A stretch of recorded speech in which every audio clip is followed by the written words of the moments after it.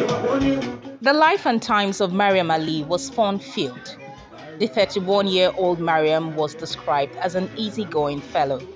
But then, her life was cut short by an abusive ex-partner, Mr. Benedict Ngwoke, a baby daddy. The Karo community woke up to the news of her death on the 23rd of May 2022. She was allegedly murdered by her ex while abusing her physically during a heated argument. The obviously distraught sister painfully narrates all she knew about Miriam's death, seeking justice. My sister had a relationship with Ben, her baby father. She told him that, see, now I have a relationship, I'll soon get married. And then he now saw his picture with her on her status. He now said, okay, we don't finally see the guy face, but we don't mark him. So before this new relationship, Maria had been beaten severally. Last week, my sister was in my house. She said, do you know what Ben said to me? That it's either I kill you, that is kill her, or kill the new boyfriend. And then I immediately said, then what did you do? She said she told my dad, she reported to my dad that this is it, if anything happens to her, it's Ben. That was what she told me. Also worried is Mariam's fiancé. He recounts the experience he had with her while her ex was dating her. Each and every time I'm always together, any moment she received this man's call, it is still the same mental torture this man keeps bringing to her. So this fateful day, on the 17th of April, we both hanged out and we took pictures and videos using her phone. So she uploaded that picture on her status, on her WhatsApp status. And this man saw the WhatsApp, he saw my picture on her WhatsApp status, and that was how the threats began.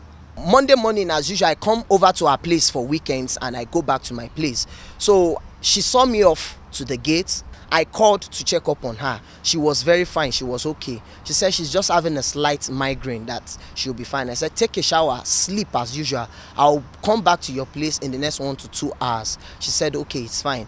Around 12 p.m., I called her again to check up on her. She said she's at home. I called to check up on her and tell her to ask, what would you want me to get for you? I'm on my way coming.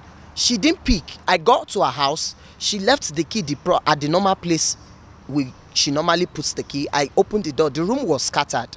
We had to reach out to her sister. Around 8 p.m., her sister told us on phone that the baby daddy called her, that he took her to the hospital, that she's in the hospital, that we should all come there. Around that time, by the time we get to the hospital, it was a dead body we met.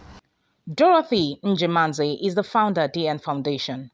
She says the foundation waded into the matter on the suspicion that the case may be covered up or handled with kid's glove.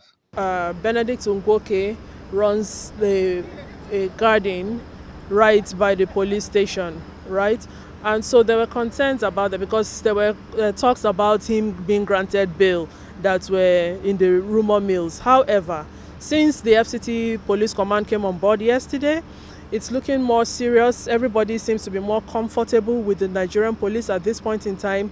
Leaving the cost of autopsy to families who are seeking justice is a very huge thing that many times makes people need to drop cases because they cannot afford that. So we need the state to step in and take off the cost of autopsy and ensure that justice is done. The late Mariam had a 7-year-old daughter with her ex-partner, and now efforts are ongoing by law enforcement officers to look into the matter. This is the house where the late Mariam Ali was allegedly murdered in cold blood. Efforts to reach neighbors and talk to them about the murder proved abortive because a lot of them were not comfortable to speak with us.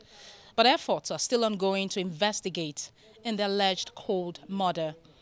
Hopefully, Mariam Ali gets justice for being a victim once again of domestic violence. Reporting from the nation's capital at Sinukenuke, Silverbird News 24.